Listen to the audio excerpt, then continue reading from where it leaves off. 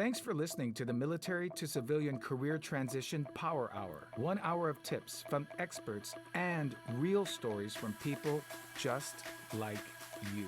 For those thinking about what lies ahead, for those going through the job search, and those who have paved the way to their next career after the military.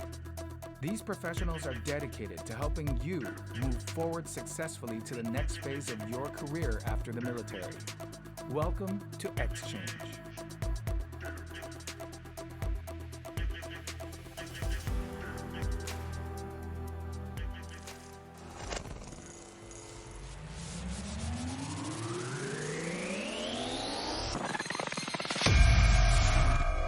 Hello and welcome to the show. As we start our episode, our first segment is always somebody who I call in the soup. They're really trying to figure out what their transition looks like. Either they're actively transitioning through the military, going into the civilian workplace, or they're thinking about it. In this case, we have somebody who's already hit their Skillbridge internship, and he is ready to rumble. I'd like to introduce you to U.S. Marine Corps Fabian Jimenez. Hi, Fabian. Thanks for joining me today. How are you doing? I appreciate the opportunity to come on here. I'm doing great.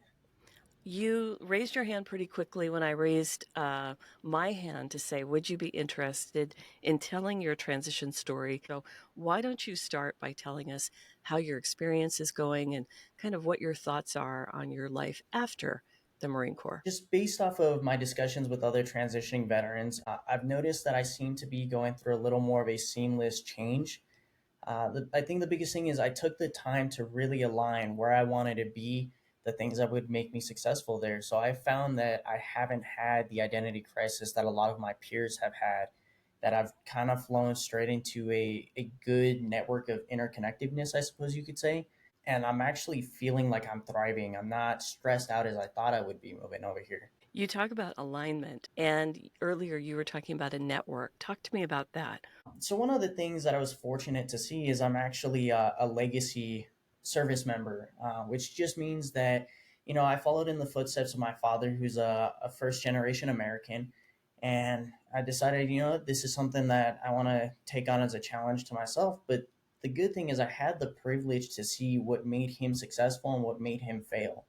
And the biggest thing he said that made his transition a little more smooth and seamless was having a good network of people that you could talk to who understand the experiences, who are willing to listen, aren't necessarily moving to put pressure on you, and are just wanting to welcome you back into the change of life.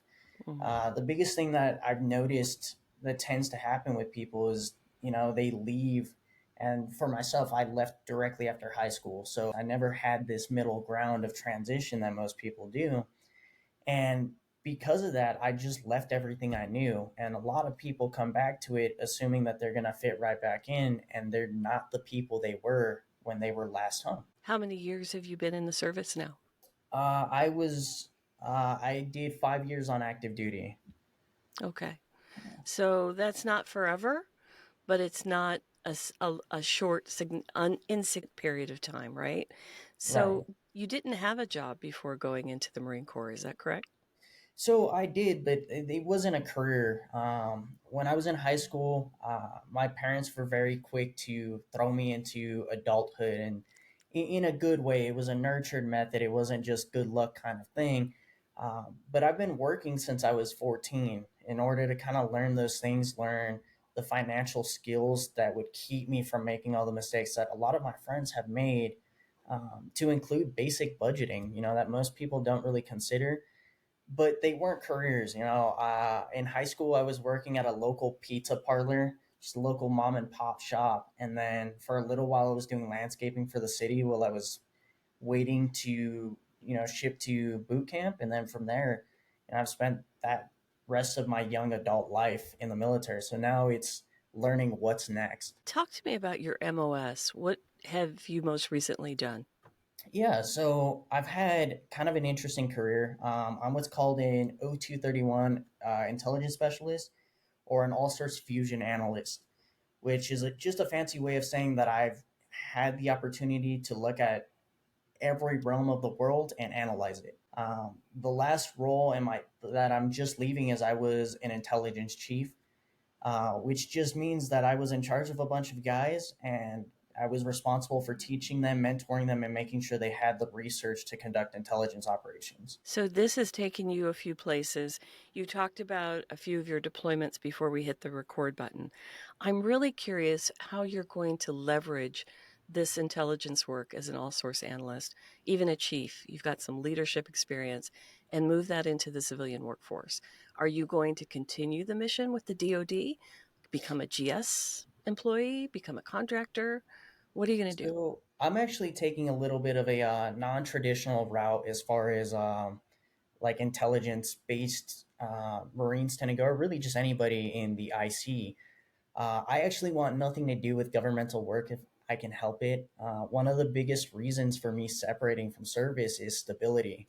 I'm tired of not having truly any control over what I do on a day-to-day basis, or just being present in day-to-day life with family or large events, things like that. I've missed a lot.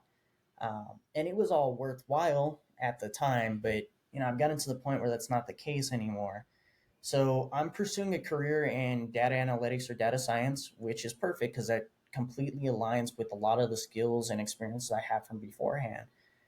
The other thing that I have the privilege of is there's a trend amongst Marines where you're frequently thrown into jobs that you shouldn't be handling or allowed to do that are way out of the scope of the experience you have.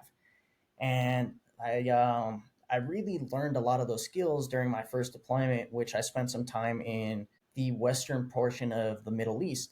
Hmm. And a lot of that involved acting as a liaison between various agencies and various governments. And I was doing that as a young Lance Corporal, which just means I got promoted 3 times, was pretty junior, and learning a lot of lessons to figure out how to, speak the language between different agencies, how to learn the skills that they had to offer and teach them the ones that I had to offer. All source is so fascinating to me. I've done a lot of recruiting for the IC. I feel like you all, anyone in the intelligence community, can leverage those skills in a squillion different ways. What Mm-hmm. opportunities are you looking at specifically? On you can talk industry or you can talk job titles. I know data analytics, I know data science is probably a path you're going on, but what type of job titles are you going to be applying to? Just to help out those others who are interested in this Right. field. So that actually leads to kind of a complexity that I'm finding over a period of time. I have 5 years of experience, and depending on who you talk to, some of the positions and things I've held put me at closer to the 7 to 8 year ballpark. But what I'm finding a lot of times is translating that service, and I've gotten better over time. One of the big things that you hear time and time again is tailor your resume, tailor your resume. Mm-hmm. And I thought I was doing that for the longest time. I was sending out all these resumes, changing small things here and there. Mm-hmm. And over the course of really the last 2 weeks, I've realized this isn't working. I'm going to these career fairs. What is the path forward? How do I navigate all of this that no one really ever has a clear cut answer on? And so I've been essentially rewriting resumes every time that I send them in. I keep, the meat and potatoes of what's there, and I change things around, and I figure out how to talk the industry. For me, I have a huge compulsion towards the finance sector. It's so intricate and it's involved in every aspect of life, so I love it.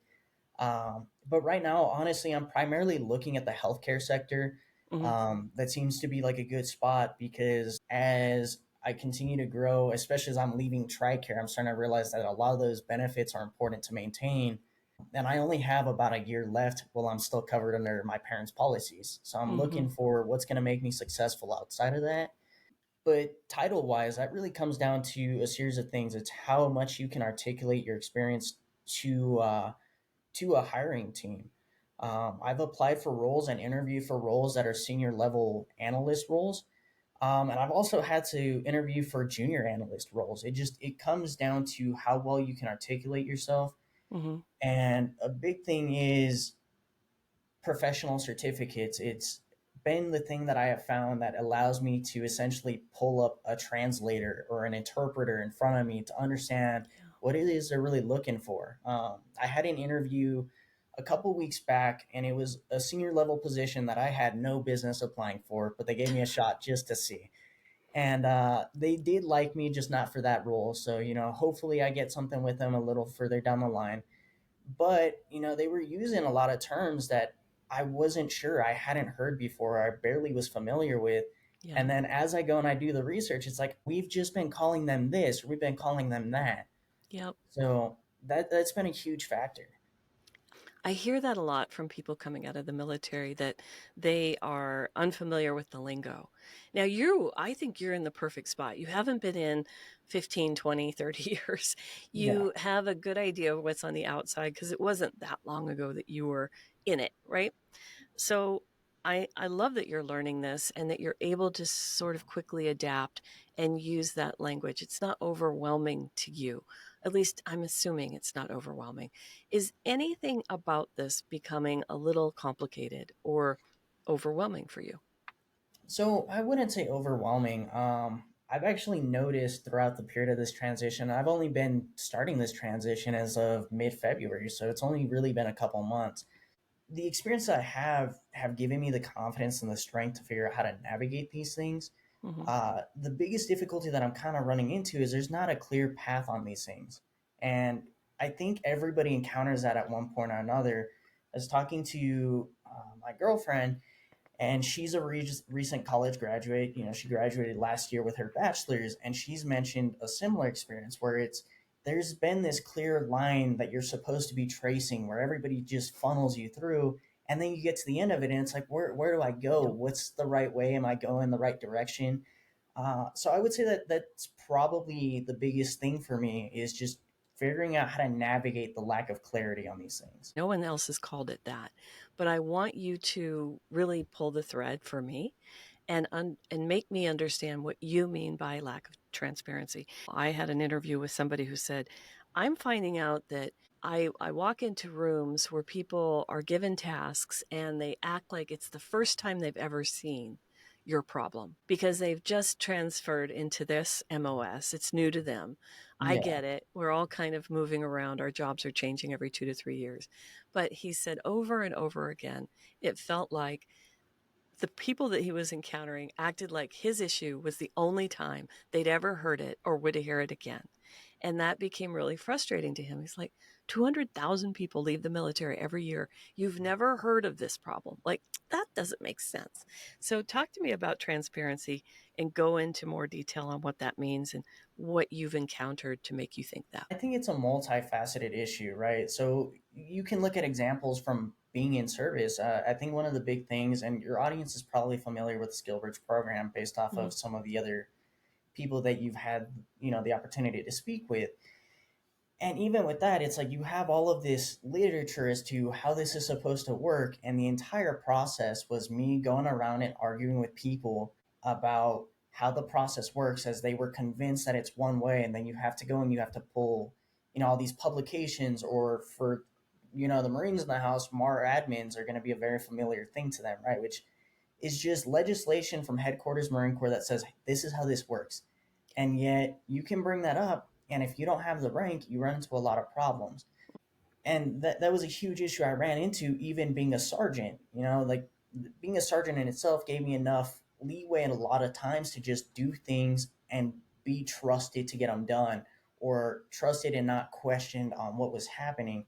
But even with those things, I was running into issues just consistently. I was having to apply pressure to senior leadership to move documentation forward that, I was guaranteed would take less than a week, or would take less than 2 weeks. And sure enough, 6 months later, I'm sitting there harassing all of these leaders. And it got to a point where I had made a name for myself for continually finding myself, for lack of better words, the shit list. Like, I was constantly getting in trouble because I was looking to advocate not only for myself, but other members or other lower ranking Marines who just didn't have the ability to argue those things for themselves. And it makes sense as to why these things happen.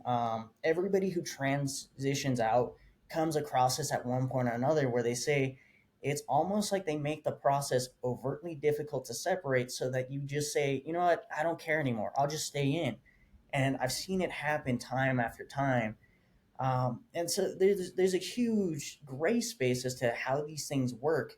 And it doesn't get better when you leave because they still end up harassing you afterwards. I ran into an issue a couple weeks ago where, I'm in an interesting point right now where I'm no longer on active duty. I got a release from active duty to do this program. Mm-hmm. And you're kind of in this weird spot because you're still a part of the military, but you're a veteran, but not really. And the documentation shows both sides. And I was receiving phone calls saying like, hey, you're hitting for a dental checkup, or you have these medical procedures that have to be done, even though, it's been since January that I've been out of those systems, that I've maintained compliance with everything, and they still just try to pull you back in. Mm-hmm. So I think that that's a major issue that you run into, is that senior leadership doesn't know what to look for to help you if they want to help you, because they don't know transition. They've never done it. You have leaders who intentionally make things difficult because they don't want to lose high performers. And that was an issue I personally ran into, is at every marker, I would run into senior leaders and they were telling me like, hey, you're really good at this. We want to keep you around. We'll give you whatever incentives you want. Just stay. And they would put roadblock after roadblock, which is kind of an odd thing to come across when it finally happens to you, because you think, oh, okay, I've put in all this time, I've put in all this effort, I've worked extremely hard for you. Now my expectation is that you're going to help me make this easy for myself. And then you're the one that they steamroll. That's terrible. I'm sorry you're going through that. You mentioned something that someone else has told me. Actually, it was a couple. The Rebholz family. I had a husband and wife who separated from the Army around the same time. And the one thing that I pulled from that, many things, but their story was interesting, that once they both decided to leave the service because they wanted to do it at the same time, each one of them got a bit of shade. Mm-hmm. And I get it. There's a recruiting issue in the military. Right. And I'm a retention specialist. I help corporations with this. So I understand that people are acting a bit desperate to keep people, but to not support your decision to leave, it's a little, you might not encounter that in the civilian workforce, just so you know. Right. There is ways that we try and retain people. It's usually through training, bonus, better benefits. Right. If they can leverage that, most companies just have basic benefits for everybody. So salary or bonus are usually the negotiables. But I see a trend here, and not just with people coming out of the military. It is this desperation. And I don't think that works well for anyone, because that doesn't give you a great story to tell people to get into the service branches, right? Right. It doesn't make you very inspiring to go out on the street and be an advocate for your service branch, which is interesting because you're a Marine. And once a Marine, always a Marine, right? Right. What has been the silver lining for all of this, since we've definitely talked about the ugly, awful, vomit green lining of it? Yeah, I think the biggest thing that I'm coming to learn, and I'm noticing that this is the case with every aspect of life, is that nothing is black and white. I think that I'm one of the few people that I will willingly admit that I loved my career. I loved most of the things I got to do, even the bad days. It's just I went into the military with the acknowledgement that this was not going to be a long term thing. This was something I wanted to do while I was young, and I had other goals and aspirations outside of service. So I did everything that I could to enjoy every experience that I had. But I'm finding that within that, you have to learn to compartmentalize and fall in love with whatever's in front of you. Mm. Uh, I've noticed that amongst all of my friends who have transitioned out of service, whether they're doing it at the same time as me or they started prior to, that a lot of them struggle when they leave. They don't have that network that we were talking about earlier, where they struggle and they miss who they were. And they don't realize that, being a Marine, the hard thing about it, and really, I would assume is the same across all branches, but it becomes a part of your identity. It's what you do day in and out. It's the entirety of what you're attached to. And a lot of people get lost in that. I'm very fortunate to have learned as a young kid from my dad, watching him go through this, that compartmentalization was the key to a lot of these things. And so I've been able to break them up as, okay, well, part of these experiences were just a job. They were work or they were good experiences. And to me, it's another lifetime. It's no longer something that I continue to do. And I look at it the same way that I look at high school, where you see a lot of people, they come out and they quote unquote peak in high school and all they can talk about is the glory days, or where, if it's college ball or whatever you choose to call it, they live in that because that's who they were, instead of letting it be, hey, this was something that I did. I loved every part of it, or I loved aspects of it, but this is what I want to do now. This is who I want to be. And they let go of that part. And that's not to say that you can't maintain a connectedness to that lifestyle. I very frequently talk to a lot of my friends who are still on active duty, or a lot of the guys that I raised in the military who I was responsible for. And I maintain those relationships. That said, it's not anything more than me calling up a childhood friend. It's just something I do in a day, and then I move on to what's next. I think you have a good idea of what you want to do and how you're going to handle it. I'm going to be really curious to see how your next few years lays out, and I want permission to keep in touch with you if that's Yeah, okay. absolutely. Yeah. Maybe when you hit your first year, we have a segment, Fabian, for people who are out within their first year to not more than 4 years. Maybe we'll re-interview you and see how you're doing. I love those shows where they do the follow-on for people that they've interviewed. Maybe that'll be my next podcast series. 5 years later. Yeah. Well, I've covered everything I need to, and I know that you have a lot to say. So why don't I just ask quickly before I ask your last alibi, if somebody wanted to get a hold of you for mentorship or advice or just to make a connection, what would be the best way? Would that be LinkedIn? I would say LinkedIn's the fastest way. I check it almost daily.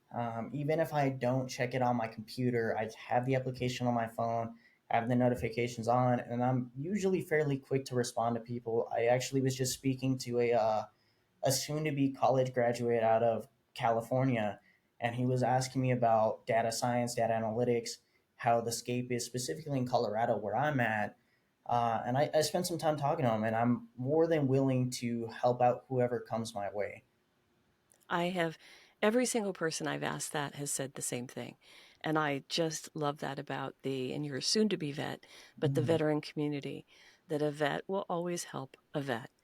And the other thing I hear a lot is never, ever, ever do this alone. So let me ask that before you wrap up our show, our segment rather, is are you doing this by yourself? No, not at all. You know, you have to develop, whether or not it's a mentorship relationship, a coaching relationship, or it's something with your spouse. Everything has its own set of milestones, and you have to be able to celebrate those things with somebody, or lean on somebody to have those hard conversations of whether or not you're doing the right things or not. Um, I've noticed that a lot of people allow themselves, as they transition out, to fall off the wagon, and the accountability kind of goes out the window. I think the biggest thing is maintaining a lot of those basics. You know, Fitness is a huge thing that people fall off on. And I'll be the first to tell you, I hate cardio. It's actually my New Year's resolution to not do any cardio for the next year. Oh dear. That being said, I'm still going to the gym. I'm still lifting. And now that I'm back in the Denver area, I'm going and I'm hiking all the trails I used to when I was younger, getting back on mountain bikes, doing those things so that mentally I can stay clear. Something that, like I spoke to you offline, I won't get into the specific experiences I had overseas, but I think that taking care of yourself, looking after your health in whatever shape or form it takes, is a massive thing. Hmm. There's no shame in getting yourself checked out. I fell into a group when I was younger where I didn't necessarily look bad or down on people who had to go talk to therapists, but something that I struggled with was the fact that I didn't think I had enough experience or had enough crazy things happen to me to Right. validate going and talking to somebody. And it wasn't until I saw a buddy struggling after he was going through some issues with his marriage, some of the experiences we had overseas, and a mentor of his sat him down and told him, like, hey, it doesn't matter what you've been through. It doesn't matter what you think it's worth. Go talk to somebody. It's worth every second of working on that struggle with someone and not doing it alone. And as soon Hmm. as he came to that epitome, it naturally spiraled out to the rest of us. And ever since then, I've been a huge advocate of taking care of yourself mentally or doing all of those things to make sure that you're upkept. I like that. Upkept. Yeah. Yes, have a team. I have one. I have a mental health team. I have a physical health team. I have a friendship team. I have a family team. I have my teams. I am not perfect by any means, but when I have that net, I can fall into it, right? I Yeah. might not always fall into it, but it's there. And I'm an independent person. I'm a high performer. I'm an A plus plus mentality. I am a, what do they call it? What are they? Type A. I'm a type Right. A on steroids. So asking for help is a big deal. And it's not easy for folks like me. It's not easy for me included. So I have to say, it's taken me a few years to say, get your team together. And you can have as many teams as you want, even accountability buddies. A lot of the folks in the neurodiverse world are calling it, body doubling. You go Right. through tasks, especially a lot of us are working from home. I sometimes just dial into one of my best friends and we'll sit and do tasks together when we're on a Zoom. We might not even be working on the same project, but that gives us a connection that I think is real important. And because you're leaving the military, even though you are second generation, you do you are going to miss that group. You're going to miss that identity. So it sounds like you're preparing yourself, and I'm very proud of you. Okay, well, I asked you for last alibis. You've given a couple, but I know that you Right. have more to say. So why don't you wrap up our segment with any last alibis for our listening audience? Oh man, there's so much to say. I think the biggest one is take the time to work on yourself. And this ties into the whole theme of our conversation. There's nothing selfish about it, and a lot of people will look at those things in a negative light, but it takes so many different facets. Find the things that are gonna drive you. Get into some hobbies. Do these things. Something that I have found recently is I've always had a love for coffee. I'm jumping into espresso making right now, and it's been, Yes. it's been my little like hyper fixation because I do have ADHD. So I will just sit there in rabbit holes, and it keeps me occupied and it allows me to really apply myself to something. Don't allow yourself to just fall apart because no one's there to tell you what to do anymore. Very well said. And one person I'd love for you to connect with is Michael Klemmer. He has Ariel Resupply Coffee Company. He was a guest Mhm. on my show. He's a big deal in the podcast space and also in the military space because he's paying tribute to those folks in the field and resupply services as a logistician because like he said, Mhm. nobody makes a movie about the supply chain. They're always talking about you guys, the Marines and the SEALs and all that. Yeah, So good luck with that coffee love that you have. All right. Well, Fabian, what an honor and a privilege. Thank you so much for being on the podcast today. absolutely. Thank you. I really appreciate the opportunity to get my voice out there and share something. I know it will make an impact. All right, we're going to wrap up our soup segment. I almost called you the soap. We're going to wrap up our soup segment, and we're going to take a very brief break before we head into somebody who is an expert in the field and is willing to give you some tips and tricks. My name is Cheryl Cross. You're listening to the Military to Civilian Career Transition Power Hour. We'll be right back.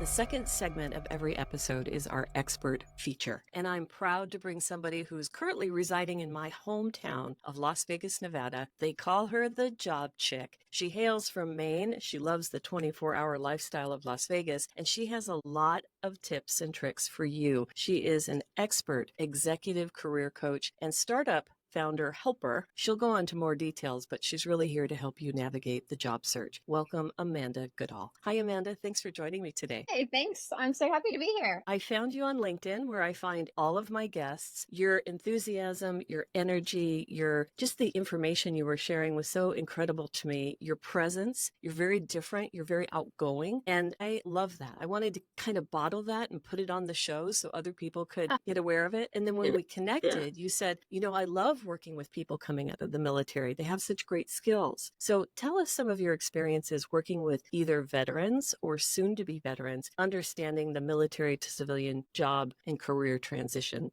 process? Military candidates, whether they are veterans and they're just still struggling to kind of grow and grow in their career, or they're like, hey, they reach out to me and they're like, hey, I get out in 6 months. What do I do? I love working with them. The talents that military veterans bring to companies is second to none. When I'm trying to help plan talent for startups, I'm like, let's look to these people and Yes. look to our veterans, and because what they've learned is incredible. Their skills, their training, their loyalty, the ability to follow directions. Oh my gosh. Yes. And I think that because if you're a listener and you're currently in the military, you assume everybody's this way. If you've gotten out of the work and you're in the civilian workforce, you see not everybody's this way. So those are skills that hopefully you can continue to use and hone and maybe even teach others, because it's your daily life in the military. It's an expectation. So go on and tell us a little bit about not just, what you're doing with the startup and the talent architecture, but how you might work one-on-one with somebody who came to you and said, hey, Amanda, I'm really struggling. I've been out of the workforce. I've been out of the military for 5 or so years. I really need some help. What do you suggest? Yeah, the number one thing for anybody looking for a job, and particularly military veterans, is to really focus on bringing in the background you have, and you have to translate it. And I know it's hard. And usually when I get my clients on the phone, I'm like, speak to me like military. I can translate it for you. And if I have questions, I will ask. Being able to do that really helps them understand what they can do. And as I can repeat it back to them more in a civilian speak and build out their resume, they look at it and go, oh, I do that. And, you kind of see this,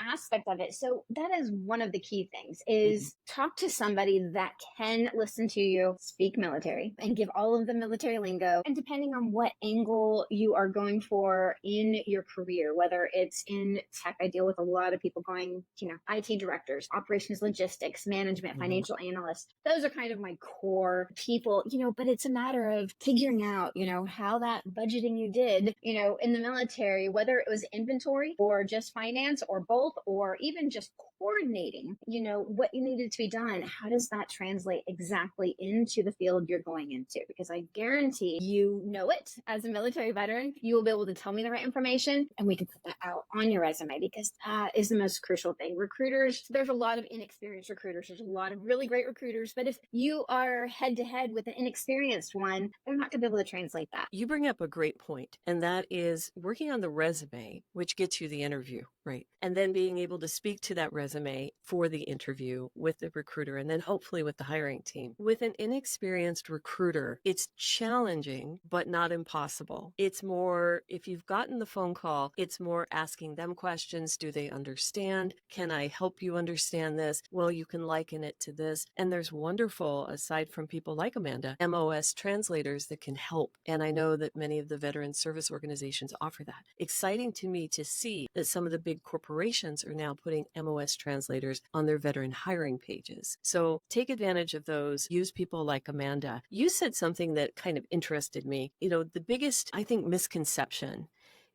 for people coming out of the military is, I'm going to walk right into that CEO role.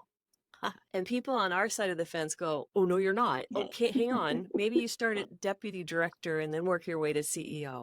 I'm looking at corporate Fortune 500, and that's the assumption that you can go into a management role, but we really need to let you, like a fine bottle of wine, you need to uncork you, let you breathe a bit, understand the culture, and then grow into that role. It could take a couple of years. But in the startup world where you work, and this new technology, emerging tech, and VC funded, that might not be the case. They may be able to walk right in and become a CEO.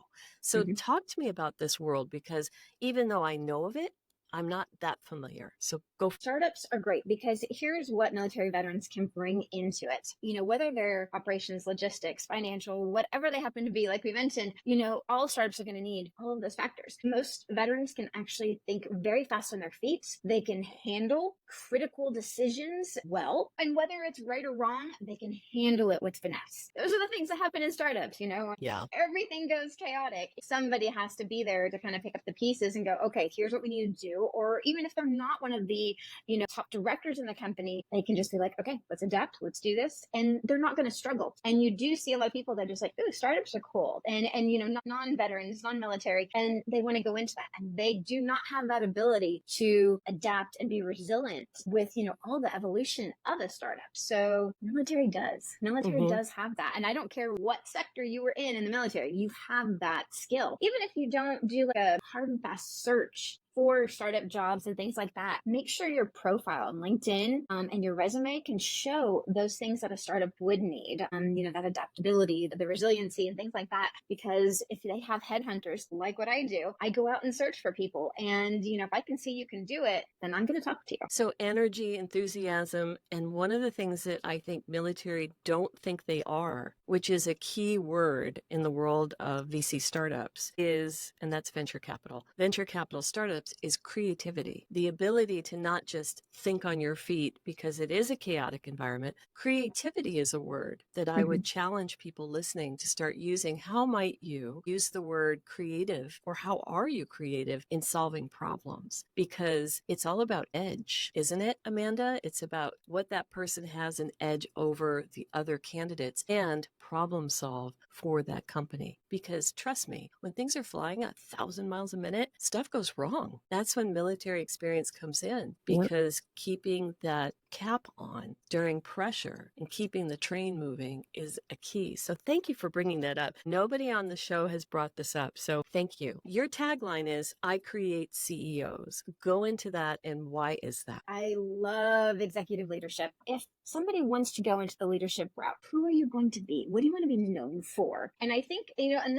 that pertains to every aspect of the job search. That's actually one of my most favorite questions to ask anybody that I first start talking to. In your career, what do you want to be known for? And just helping people, express what they love to do, express, how they want others to see them and what they want to come across, what they want to do for the world. It doesn't matter where you start, you will grow in your career naturally. So let's let it take you to where you love what you like doing, and with a salary that's nice. One of the things that we talked about before we hit the record button is, I want to clear the way. I just want to, what did you say? The job bullshit. I just want to get rid of all the job bullshit that's out there. I want you to really talk about that, because you and I resonate on that. There is a ton of, I'll call it chatter. It is a lot of noise, and it's a lot of misdirection for people who are truly looking for good direction for them. So go into that. What makes you think that? It's hard to find that line. You have these influencers and you have all these people going, oh no, but this. And I'm like, have you ever done it? Do you actually have that experience? Do you actually know? What's the proof? That's frustrating. And it's frustrating to watch some people just fall, and they just fall, and they start like blindly listening to some people. And there's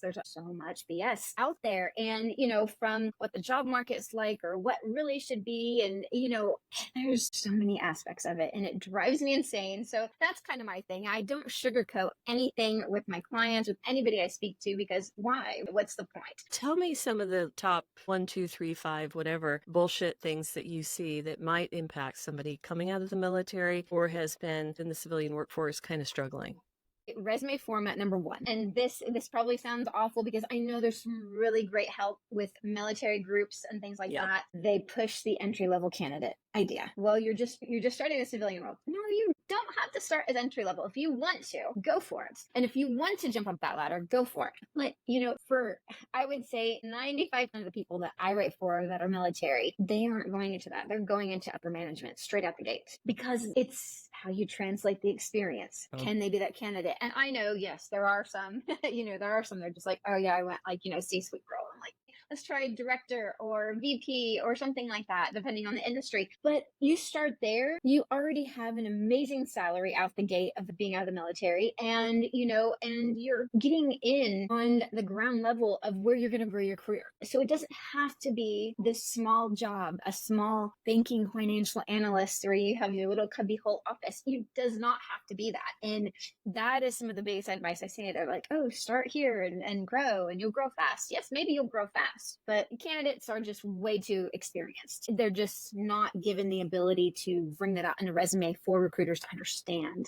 Let's say somebody's working with you and they get rejected a few times. Do you work with them through that process, or you kind of a coach along the way, or are you just focusing on the resume? How do you work with people? Everybody wants something different. So I kind of work with them however they need. Some are just like, they want the hand holding the entire time. And some are just like, as soon as they get the resume and their eyes open and they're just like, what? Oh, I can do this. And I see them have that confidence and they know what to do. We kind of go through it and I show them how to answer questions in an interview with the resume. So it resonates completely. That is all part of the beginning. What do you want to be known for? What are non-negotiables? And what do you actually like to do? Think of those things. And do not settle for a lower salary just to take the job. If it's a crucial situation where you're like, I have to do something, then take it. Keep looking. I'm going to be one of those awful people that go, no, start at a company and keep looking, because you never know what's available. You never know what's out there. And I get, we have needs, we have financial duties that we have to abide by and to live and, just all that kind of stuff, so take a job if you need to, but don't sell yourself short. And especially you have to remember the salary you get going in is kind of going to dictate where you keep going, whether it's promotions in that company or in your next role. So don't do a disservice to yourself. Instead, level up. Always level up and try never, ever to settle. And if you think you're going to settle, talk to somebody that will talk you out of it. That is my advice. You are worth so much more than you think you are, and so much more than a lowball offer, because they're just trying to make some money in the company and make it cheaper. One of the things that I don't talk enough about is when you're given raises within a company, it's small percentages. It's usually under 5%. So it's 3 to 5% depending on the size of the company. So if you're starting at a lowball offer, you're not going to make that dream salary in a few years. It's going to take years with 2, 3, 5% raises per year. And even if they give you a bonus, that's taxable. And that is a huge chunk because it's a chunk, right? So you really want to get that base salary and understand what's negotiable. And again, giving yourself grace to walk away if that conversation is sticky, uncomfortable, or if they're not willing to even have the conversation in the range that you want, which is reasonable. Work with someone like Amanda. Get a coach, figure out what that is, do some homework, read my book. There's a ton of, resources out there for you to develop that and then walk into those conversations. Do you have any last alibis? What would you like to leave our listeners with today? I think it is just talk to somebody that can translate for you, because that is your first step when you're leaving the military. And if you are wanting to start your career really soon after leaving, give yourself months ahead of time to start being ready and start looking. When do you become, when are you available to start working? And you really have to think about that. If you are going to go for anything other than, entry level, which you should not be doing, you need to give yourself time to start building up and building that profile and networking with the right people to get into the roles you want. So don't wait to the last minute and translate everything. I love it. Thank you. You are so full of energy and good information. I appreciate you. How can people find you? You can contact me directly on LinkedIn, Amanda Goodall. I am the only Amanda Goodall on there with pink hair. You can't miss me. Or you can go directly to thejobshake.com and reach out to me there. So. All right. Well, thank you so much. I love talking to you. Your energy is enthusiastic and it's contagious. I'm going to take it into my next interview and hopefully the next person has as much energy as you.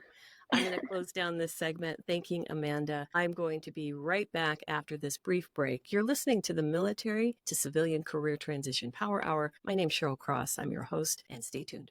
Did you know that each year, more than 200,000 service members leave the U.S. military to find new careers?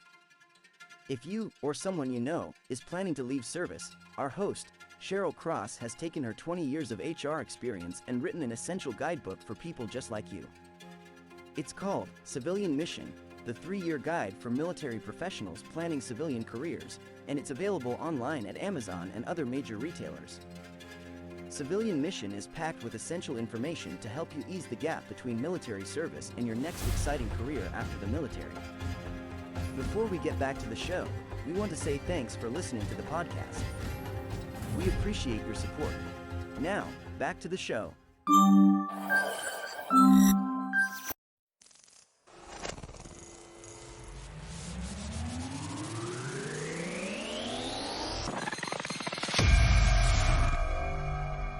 We're hitting the bottom of the hour. And today we're going to be talking to a person that's been out almost 1 year. So he fits in the 1 to 4 year veteran segment. His name is Daniel Bryan, and he is former Army First Sergeant E8. Thank you so much for joining me. I appreciate you for having me. I'm actually pretty excited to get on here and tell my story. You have an interesting story, so let's launch into it. Absolutely. So my transition journey out of the military started about 18 to 24 months prior to me even leaving the Army. My wife and I had to make a decision, where do we want to do? What adventure do we want to get into? And so we finally came to the conclusion, like, hey, this is it. We're going to go ahead and exit the Army after 22 years. And that kind of started my journey. But in order to do that, I knew I had to position myself in a way that allowed for Daniel Bryan to take over and not have me as first sergeant still remaining. So got with my chain of command. They were absolutely helpful through my process and kind of allowed me to finish up my job as the HHC Brigade First Sergeant and then make that move with about 12 to 15 months left to focus solely on myself, my new endeavors, and my family. When you say focus on yourself, what do you mean? So during the transition process, there is a lot to consume. You're entering a new world of unknowns, right? You've been in something for so long, 22 years, that you don't know what you don't know. So it's all discovery. So having the time, that 12 to 15 months to kind of figure it out while still being on the Army's books was absolutely helpful. The reason I wrote a book is I felt that people needed more time, and they should start gaming this before the 12 to 18 month, maybe 3 years in advance. A lot of folks have said, Cheryl, that's pie in the sky. That's impossible. Do you feel that you had enough time? In my certain circumstances, yes, but I will say that I am not like everybody else. I put myself strategically in a leadership position that allowed me to have that freedom. I'm with you. I think when you join the military, regardless of your age, because I joined at 17, I think they should already be telling you, hey, start a plan now, right? We always preach 18, 24, sometimes even 3 years worth of time to transition. But if I could get it into that young service member's head that you need to start planning for your exit now, education, savings, figuring out what it's like on the outside, you should do that. So we always preach that, the retiring service member, the individual who likes to get out, should start about 12 to 18 months prior to their exit. I solely believe that as soon as you put that uniform on, you should be preparing for your transition, whether that's financially, education, understanding what people do on the outside, how corporations operate. I know it sounds pretty audacious, but the mentality is more of what we need to have there with our service members. Agreed. Now, it sounds like you had a perfect transition. Was it? Was it perfect? I wouldn't say that. I maximized my opportunities, I guess I would say. But there was always stumbles and misdirections, so as soon as I got out, I did the career skills program at Fort Drum and linked up with a company that was in renewable energy. And that did not go as well because I didn't do my research. You don't know what you don't know. And I came into a company that had high hopes. It was just starting out. I fit in because there were other service members there trying to help this company grow. But at the end of the day, it ended up being a pretty toxic environment and not conducive to my personal growth. And with that was another decision on the plate. And I think the statistic said it's like 85% of service members that get out will change jobs within 1 year. And everybody's like, hey, don't be a statistic. Don't be a statistic. I realized halfway through my journey there that I'm going to capitalize on that statistic, right? I'm going to take advantage of where I'm at right now in that role and get my education, get my certifications, learn everything I can about renewable energy, business development, sales, so that knowing I was going to be a statistic, I'm gonna leave out of there with as much as possible. Companies like to put fresh new people into new roles, and sales seems to be the one. How comfortable were you in that sales role, or was it a sales role? I'm assuming it was. No, it was a sales role. I was tasked with selling solar panels to large corporations, and it fit in. At first, I didn't even think about doing sales. My number one goal was to get out and either be HR or project management. And through my internship, myself along with the people that I was interning with, realized that I have a knack for communication. I understood business at a higher degree and can sell. So they moved me into the sales role, which I excelled at, and then became a business development manager for them. Wow, that's fast. What was toxic about it? When you're looking at a toxic environment, I had the opportunity to work almost directly with the C-suite level individuals. So it was my revenue officer, the executive officer that I'm directly reporting to. And it wasn't as much as they want. It was a decent relationship in that aspect. It was the business that they were conducting that was on the line of unethical. And being in the military, being with the background that I have, what's ethical, what's moral, and you really got to come to terms. And if I had just listened to the people in the CSP program that said, hey, this might not be the best fit, I probably would have went a different direction, but again, you don't know what you don't know. Oh, so the career skills program people said, double think this. I'm curious. Why? Why'd they say that? So when your company gets vetted to be a part of the career skills program, there are certain things that they look at, and there were red flags in that. And although it was a local company to the community, I was all in because I was like, hey, it's going to be local. I'll be able to stay here. My wife and family will be able to stay in Watertown, and then move forward. Yeah. Everything will line up perfectly.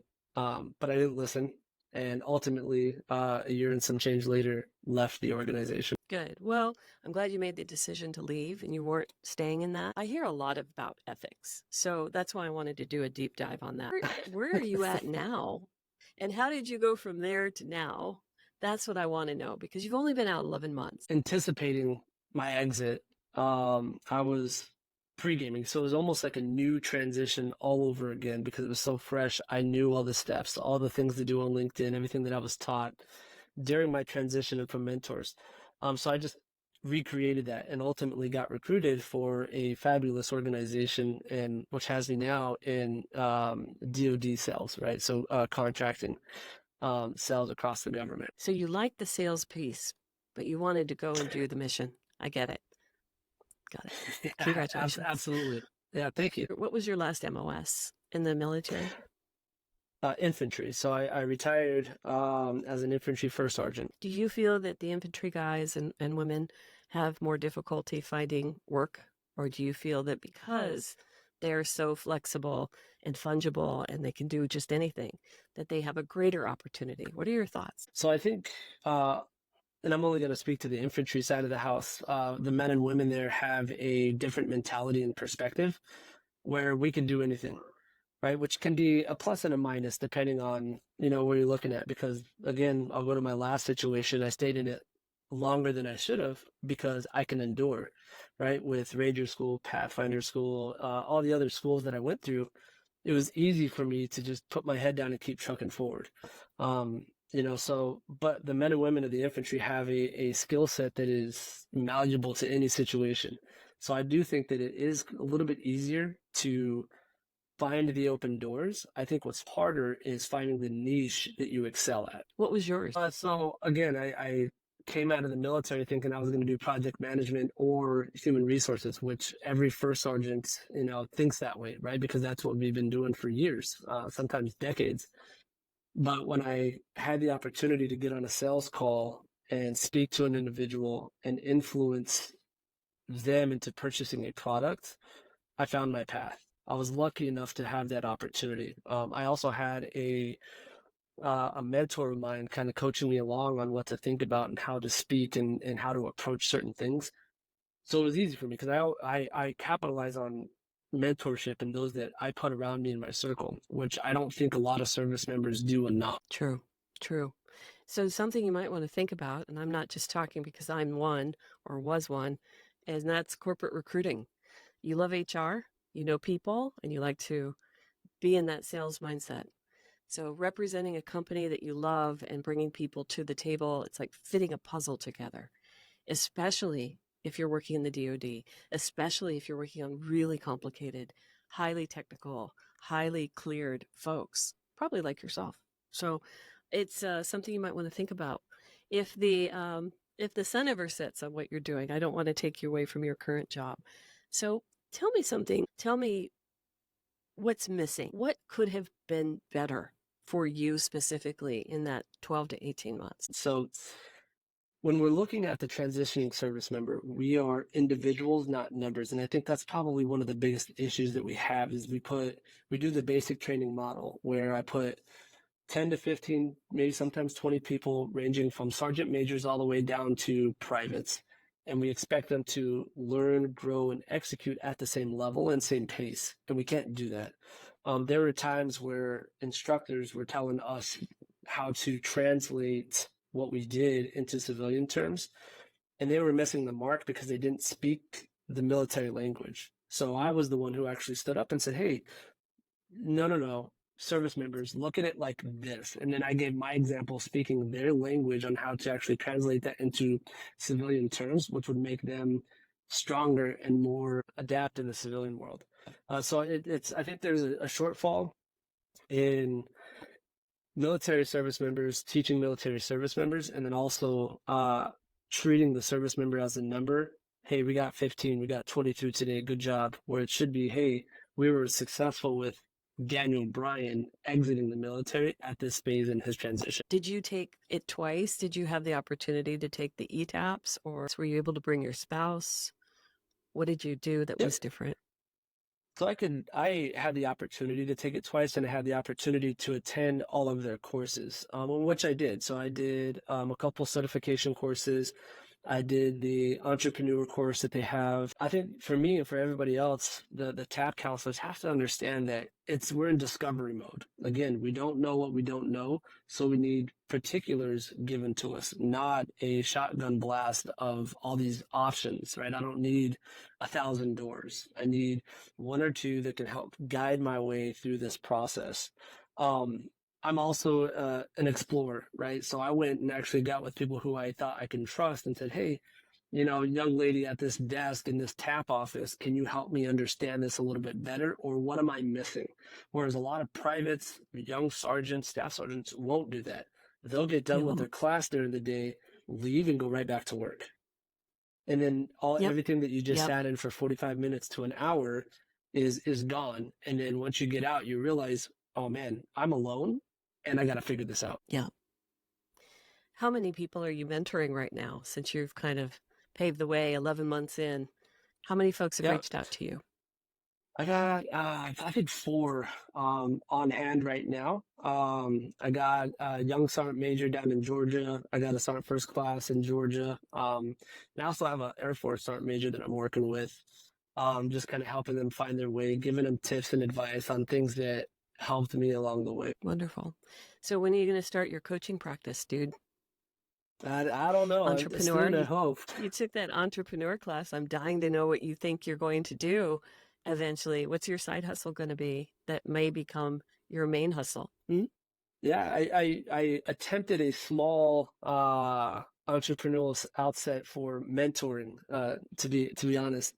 And I ended up with 2 clients, both of them in California, young, I think they were like 21 and 24-year-olds, never in the military, reached out to me for a potential job in recruiting. And at the end of our conversation, said, hey, can you mentor me? And that was the birth of it. So had a job interview with a recruiter. The recruiter said, hey, I'd like you to mentor me.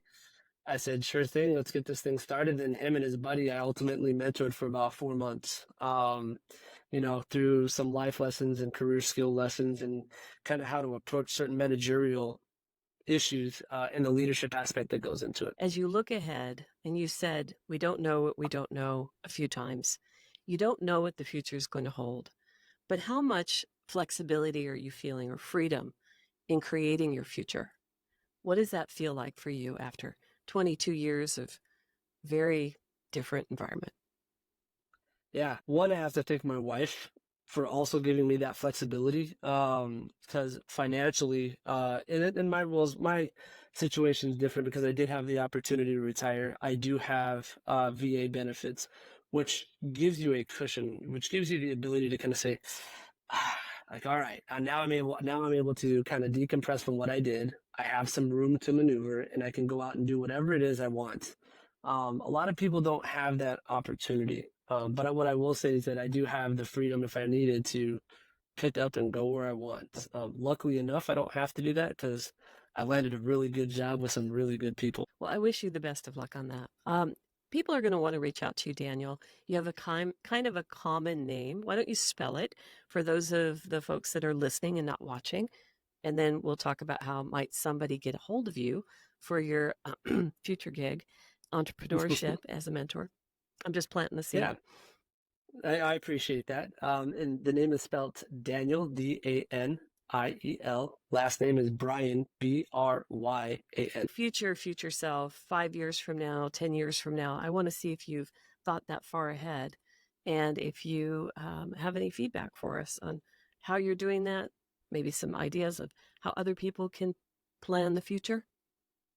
I think everyone should be always planning the future. And again, I'll go back to as soon as you put the uniform on, you should be planning your future and your exit, while also excelling in your role. I think for me personally, my 5 to 10 year plan, I got 3 goals when I got out because I also am the president of a nonprofit, but we can get into that at another time. I want to be a CEO. That's one of my ultimate goals. I want to have $1 million or be a millionaire. And then I also want to have the opportunity to coach collegiate basketball. So those are my 3 goals. If all of them come through, then perfect. If not, then I know I will at least reach one of them. Well, I wish you the very best of luck on that. You are very clear and very thoughtful. I definitely see your vision when you talk about it. And that's something that one of the coaches that I recorded here said, if I can't picture your vision when you tell it to me, it's not clear for you. So it sounds like you've done some homework and you've been thinking about this for... I have, and I just did I had to do a meeting this morning with my team, and I always do these leadership reminders. And to this morning's leadership reminder was, don't speak to be heard, speak to be understood. And I take that because that's definitely something that you have to do when you're speaking to an audience. All right, I'm going to close it off, and I ask everybody this. Do you have any last alibis? Yeah, I think just a shout out to all the service members that are kind of leaving the service and trying to find their way. It's going to be okay. Don't see it as a shotgun blast. See it more as a sniper rifle where you're fine-tuning your skills and your capabilities and you're putting it in the right direction, ready to pull that trigger when all the calculations have been met. I know that folks are going to want to reach out to you. Thank you for being available. Thanks so much, Daniel, for being on the show. Thank you. I'm Cheryl Cross. You're listening to the Military to Civilian Career Transition Power Hour. We'll be right back with our 5+ year vet after this brief break. If you or someone you know would like to be featured on the Military to Civilian Career Transition Power Hour podcast, write to us at the letter X, changepodcast.com. That's xchangepodcast.com. Thank you again for your support. Now, let's get back to the show.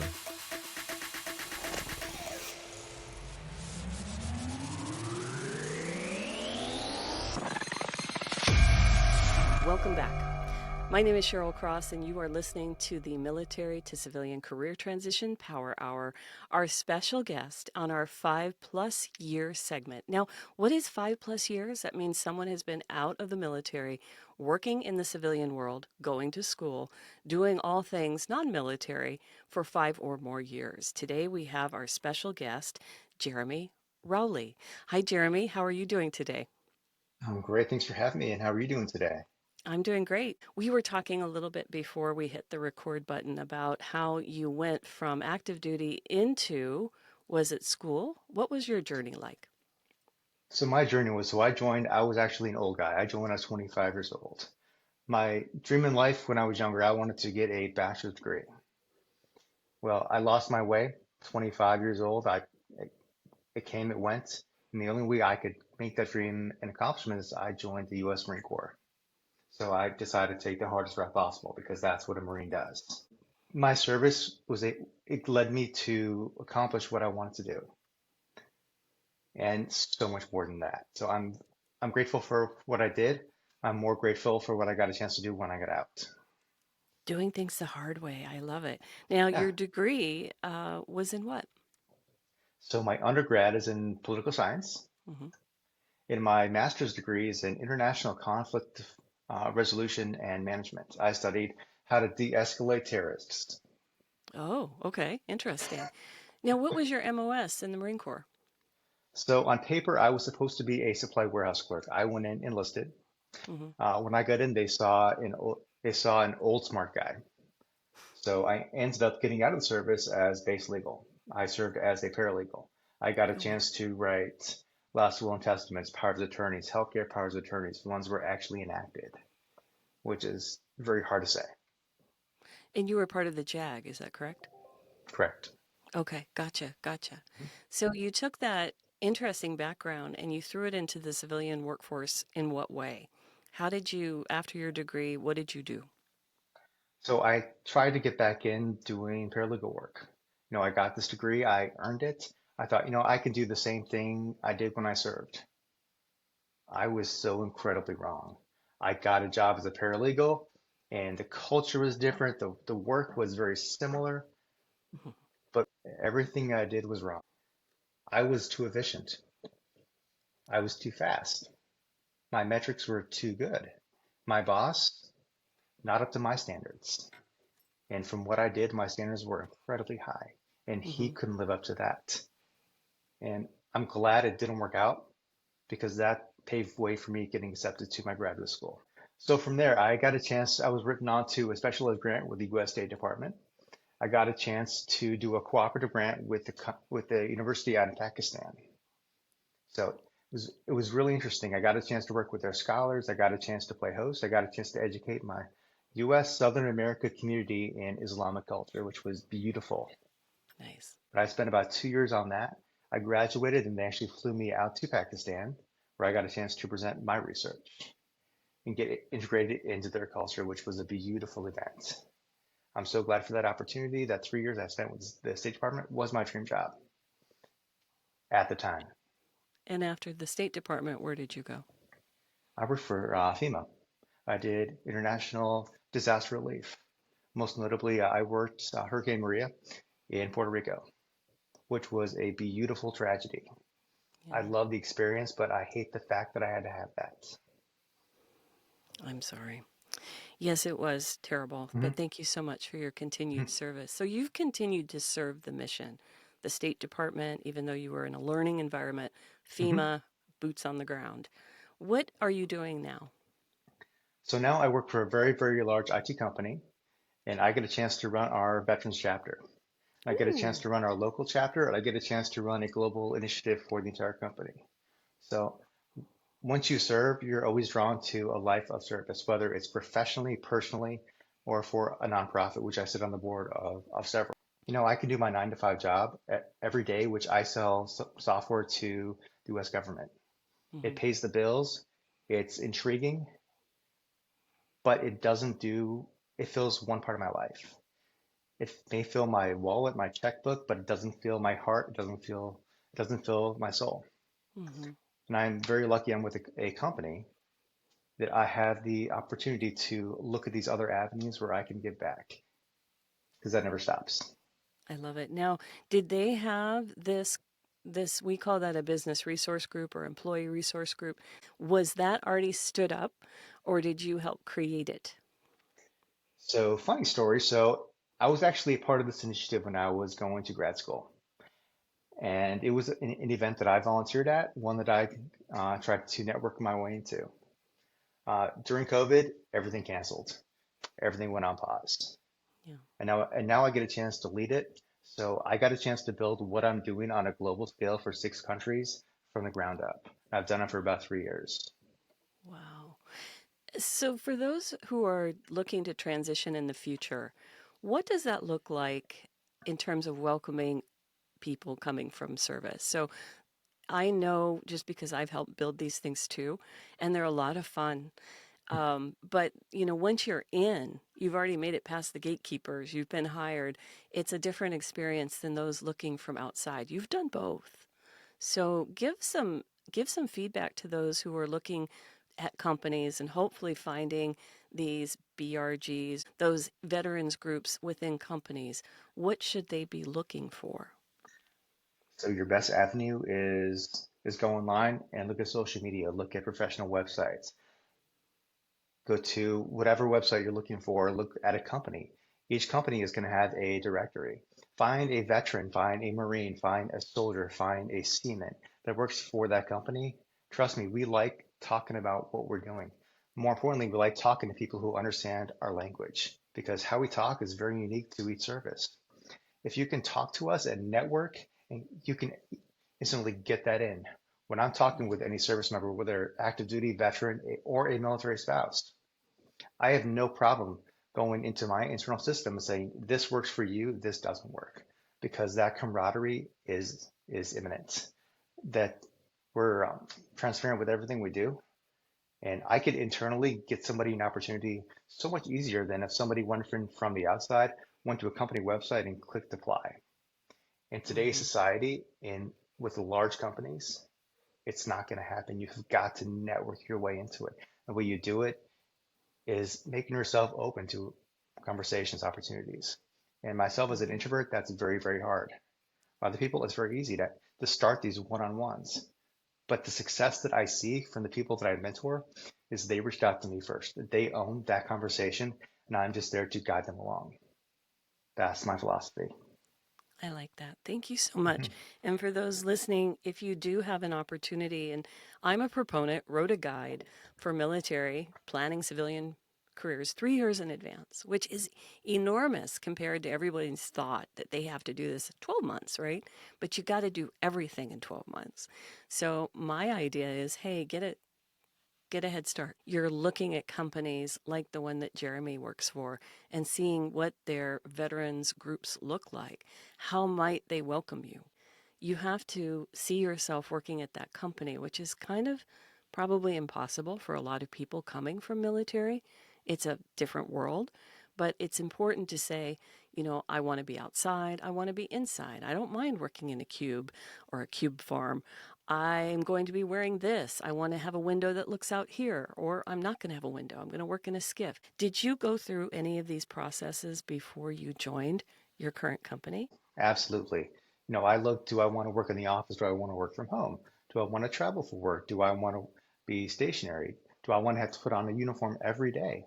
And coming from the service, the answer was hell no. I did it. I've done it. Yeah. I really enjoy working in a t-shirt and shorts, which I'm working at now in, and with a Peloton on my bike that I also take meetings.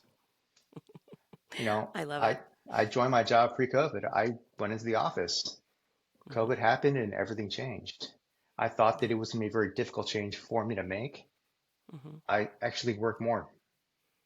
Yes. I can easily work 8 to 10 to 11 hours a day just doing this. I've been working remote since my son was very little. I did that to be with him as a single mom. So I can tell you that when you work remote or you own your own business, you work all the time. It's the same. If you work remote for a big, big fat company, you're still working all the time because there is no delineation. There's no office. Your office is usually the corner of your living room or that spare bedroom if you have one. So the work is always there. So I'm curious what you do to keep yourself, because you look very balanced. You seem very balanced.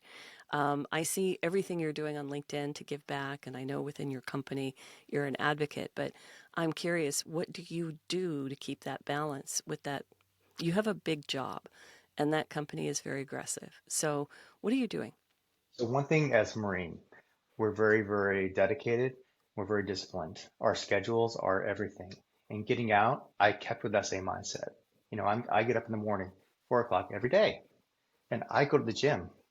I'm also ADHD. If I don't exercise, I can't function. I can't look at one of my 4 screens and actually do my job. I work out for an hour and a half to 2 hours a day every day because that's how I function in life. I come home like clockwork. I have breakfast like clockwork. I log on. I don't start meetings until a certain time. I have lunch blocked off at a certain time. I block my email so I can log off at a certain time. I'm disciplined. And a lot of people that don't understand a service-minded lifestyle with the U.S. military, you can see the word discipline, but until you've lived it, you don't understand it. And honestly, it's helped me because I work from home. My spouse, my husband, also works from home. And we can both go down block holes. We can both get on our cell phones when we're at a dinner. And we've done it. when we're in the evening after dinner, when we're out on vacation. Work is always there, Yeah. but we have the freedom to say, okay, I can log off now, which is very, very hard, especially for a Yeah. corporate mindset person that works in I'm sales. going I'm going to jump to something you said. You kept saying I did stuff the hard way. You brought up your husband. Thank you so much. And I know just from your timeline that you were in the service during Don't Ask, Don't Tell. How difficult, or let's just use the word, how hard was that? So when I got in the service, I said I was already 25 years old. So I wasn't a child. I was not right out of high school. I had already lived on my own. So I understood how to work and function as an adult. When I served, I learned to not be exceptional, not be the worst. I learned to fly middle ground, not run the fastest, not lift the most, not do the best at my job. My job was to do my job, get out. It was a very quiet service. It was very lonely because there's certain words that I was not allowed to say. And if I did say those, I would have lost every benefit that I worked for. So I did it. I signed up for 4 years, and that's what I dedicated my life to. I did it. I'm glad I did, but it was a very quiet service. Very, very few people knew any personal details about me. When you serve, that's very, very hard because your service is your life. The people you live with in the barracks, people you go to the office, the warehouse with, they know every little detail about you. And the people that I served with, very few know any personal details about me. And I had to keep it that way because when I served, it was me losing every VA benefit that I have today. I'm glad I did. How has that changed now in the military? You know, it's still evolving. You know, the mindset is still there.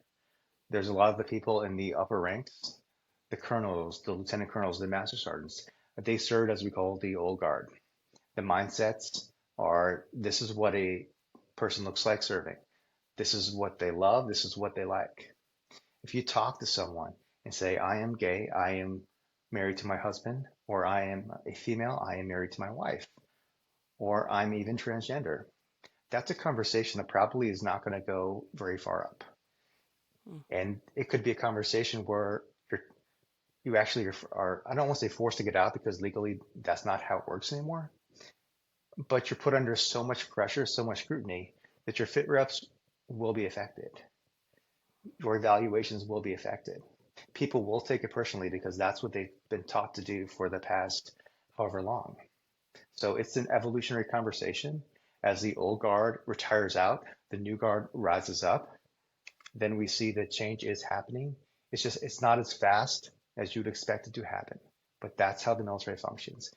We're a fighting force first and foremost, and that's how we will always operate.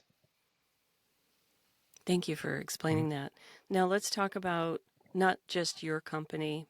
We're not going to name names, but have you seen an evolution in some of the workplaces that you've worked in? You know, when I got out, I was very scared because I know the attitude that was given my way from people that I worked with, people that I trusted, people that I trust. But when I got out, you know, when I was in grad school, I was still very unaccepting of a lot of myself, even though I was in a happy relationship. There was things that I still wouldn't say, I wouldn't do because I was conditioned not to say or do certain things. But I learned getting into a college environment that it's very, very different, that there's certain things that I was allowed to say. To me, it was still very, very uncomfortable. It took me years to be comfortable with who I was because I was not allowed to be. So again, getting into higher education was the best thing that I ever could have done. But what was the turning point for me was when I got into grad school and I got a chance to work with the Islamic population directly, who flew in from Pakistan. They knew about my husband, who was my fiance then. And there was no dissent. There was no negative feelings. There was a lot of questions, a lot of conversation, but they were open and they were honest. Of course, that's also upper academia where you're dealing with PhDs. You know, getting into my public service with FEMA, it was not a conversation. I was focused on so much else. It didn't matter. Right now, I am so lucky I work for a tech company. Tech is very liberal. There's beliefs. We go off the pronoun philosophy, he, she, they, it, whatever. Mhm. Most importantly, tech wants you to function as an individual, not as a sir, not as a ma'am, not as a, this is your last name. First and foremost, I'm Jeremy. I have blue eyes, brown hair. I like to wear t-shirts and I exercise way too much. That's what's fun about me. And that I always stand when I work because I can't sit down because functionally it does not work, is what I love about it. You brought up neurodivergency, which is a hot topic for me personally as Mhm. well, and regulating your system. Thank you so much for sharing that. Discipline is the way that we keep ourselves intact, that's for sure. Absolutely. Talk about neurodiversity in your workplaces. How has that been handled? So with me, I have to learn how to function with ADHD. I was diagnosed when I was active duty. It's something that I always thought, but I never had a chance to really look at head on. I didn't learn on how to function until grad school. Right now, I am functioning without medication, without therapies, because I've taught myself how I can best work and function and how I can best get the job done. And the best thing for me is, I'm in a room full of distractions, but these distractions, they actually help. Getting on my bike for 30 minutes clears my head. Closing the door, which every married couple that works together, I absolutely have a door. My swords, I use those. If I get stressed, trust me, there's holes on my ceiling that my husband does not know about. I have, And for those of you listening, I want you to know that behind Jeremy is like all of these swords. I'm like, well, he's a Marine, right? He says, no, Cheryl, that's Game of Thrones. I'm a Game of Thrones nerd. It's like, oh, but they're real swords. Go ahead, tell us they what's are, behind you. they are. I want to say 6 swords, and I've got 3 katanas here on my bookshelf. Well, I think my I find healthy avenues for everything I do because I just can't sit I at a don't ever computer want to for. piss you off. I just want to say that. I never want to piss you off or be around you within 6 feet of you. I don't know that I could even outrun you. Go ahead. Oh, I don't know about that. No, I find healthy approaches and healthy avenues to look at tasks. It may take me 30 minutes to do a spreadsheet. Well, I may play Mhm, some opera, I may play some Beethoven, I may play a Game of Thrones theme song because it's energetic, but it works for me. And that's mhm. neurodiverse is understanding what works for you because what works for you may work for somebody else, but we're all chemically different. Each of us have different Yes. scenarios and successes that are unique to us. I've been with my company just over 4 years. I was very open and honest from the interview in November 2019. They understood this is how I function, this is how I work. So being neurodiverse, we actually have a employee resource group. This just specializes in neurodiversity, which I'm a part of. I love getting on and talking because I get to talk with other like-minded people who don't take what they're doing as challenges, but take what they're doing as ways to do it how it works for them. And I'm very lucky I'm with a company large enough to have such a population where we can have those open and honest conversations. Agreed. And I think this is the theme of our talk today Mhm. is having open and honest conversations and finding environments where you are not just accepted, but you are supported. I've watched the neurodiversity track for the last several years, and I've been on that roller coaster. I've been denied. I had to go and get reevaluated, which some say is uncovering the trauma once more. But it really did help me become a greater advocate for not just me, but others. And now I've been watching that same company and I see they do have a little bit more, at least on the social media side, they have a little bit more talk about how they are embracing more neurodivergency. So thanks for saying that. You've brought up a lot of interesting things, and I feel that you are very disciplined. My favorite saying is you can see discipline. And when I look at you, even though a lot of people are just listening, you look disciplined. Your day is packed. Do you have fun ever? This is always my question. Is there any chance for you to just break away and get away from that structure? Do you give yourself days off? I'm curious. With me, getting out and having fun is turning off a screen is going outside, going for a walk, going for a run. I'm a huge runner. I'm actually an Ironman triathlete. Ooh, So okay. I drank the Kool-Aid. But fun for me is going to a new restaurant. I love going Mm, out and eating, finding a new food, going shopping. Fun for me is unique to me. Each person has their mhm. own definition. Fun for me is sitting on the couch with my husband in the evening, Netflix and binge while we eat. That's fun. I'm in my 40s. Trust me, I expel a lot of energy. I don't want to do anything. I don't want to think. Not thinking is awesome for someone who thinks too much. Yeah. You have all the browser tabs open at all times. What is it? Maserati brain, bicycle brakes. That's what I've been told for Hmm. ADHD. Hmm. Well, Nanu, it's nice to meet you. Welcome to the tribe. Is there anything, and this is a military saying, maybe you remember it, do you have any last alibis that you would like to share with our audience before you sign off? Yes. So understand your self-worth. Understand why you went into the military. Understand why you took the oath. Understand why you decided that if it came to giving your life for your country, why it was. When you get out of the military, no one is going to help you out. Well, people may help you out, but it's up to you to approach them. No one's going to come and offer their services, but it's up to you to make that first step. And to do that, understand your own worth, understand your value, and do not undersell yourself because employers will. People that interview you will. Do not undervalue anything that you've ever done because you could do anything because you've already done it. I love it. Thank you so much. If somebody wanted to speak with you and get you as a mentor, would you be open to that? Absolutely. So you can look me up, Jeremy Rowley. If not, Okay. I know our lovely MC will be able to share my information. I will. And that's spelled Rowley for those of you who are just listening. Jeremy, what an honor. Thank you so much for being on the show today. Thank you so much. I'm Cheryl Cross. We're going to wrap up this segment, and after a brief break, we'll be saying goodbye, but stay tuned. We'll be right back.